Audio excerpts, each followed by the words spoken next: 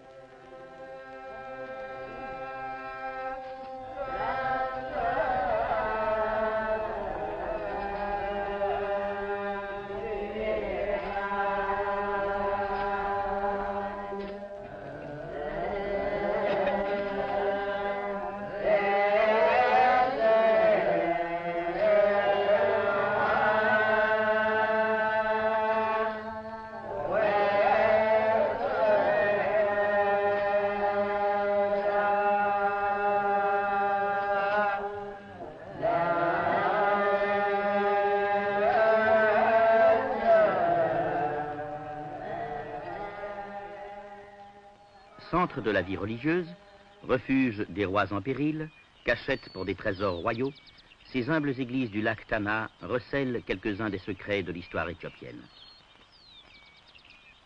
Selon la légende, c'est sur une des îles du lac Tana que la reine de Saba, après sa visite au roi Salomon, donna le jour à Ménélik Ier, fondateur de la dynastie de Salomon en Éthiopie. Sur une péninsule au nord du lac Tana, tout en haut d'une colline, se dressent les vestiges d'une extraordinaire bâtisse portugaise de style médiéval. Une grande église, Mariam Gemb, édifiée lors du règne de l'empereur Susignos pendant la première moitié du XVIIe siècle.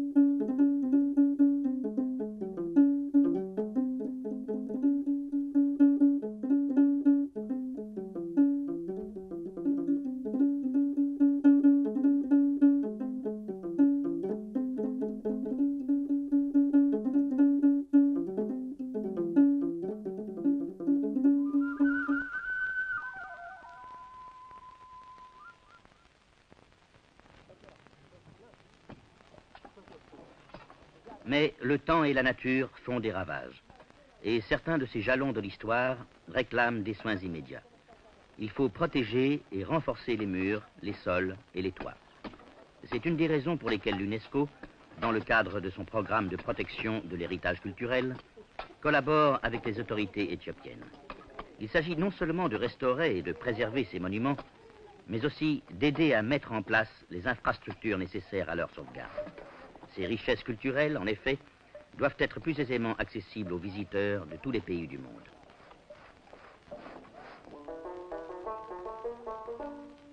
Mais en Éthiopie, d'autres sites demandent la même vigilance. Dans la ville historique d'Aksum, par exemple, à quelques 360 km au nord de Gondar, on restaure les vestiges d'un palais de l'époque impériale. L'empire d'Aksum vit le jour 5 siècles environ avant notre ère et domina une partie du nord de l'Éthiopie.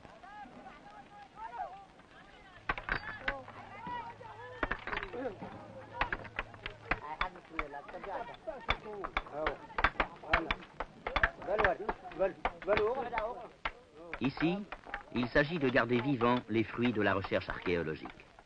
Après une étude minutieuse, les murs sont restaurés aussi fidèlement que possible.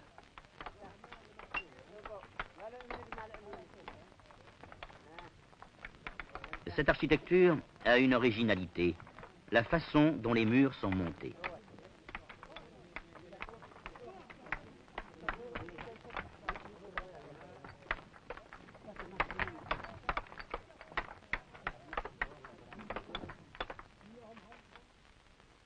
En plus de cette architecture singulière, l'empire d'Aksum nous a laissé nombre d'obélisques et de stèles taillées dans la masse.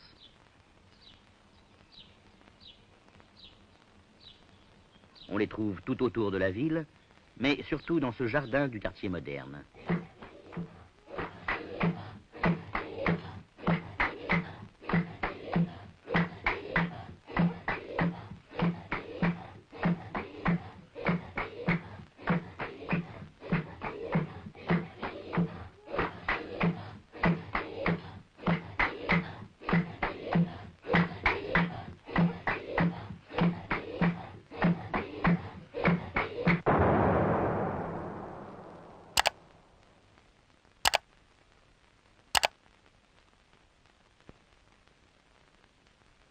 Les hommes de l'empire d'Aksum étaient de grands commerçants et leurs entreprises rayonnèrent dans tout le monde connu. Aujourd'hui, ce pays demeure la terre légendaire de la myrrhe et de l'encens.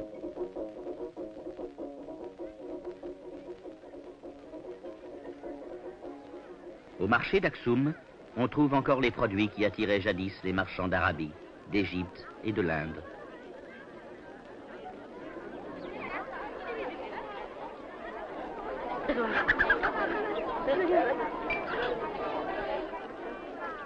L'art du marchandage n'est pas perdu.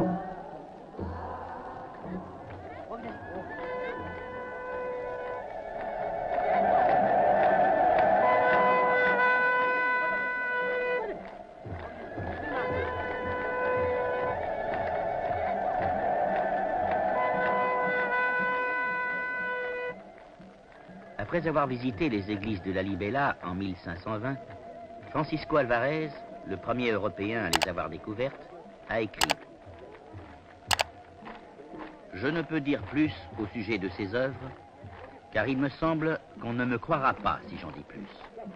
Je jure donc devant Dieu que tout ce qui est écrit est la vérité et qu'il y a encore davantage que ce que j'ai écrit.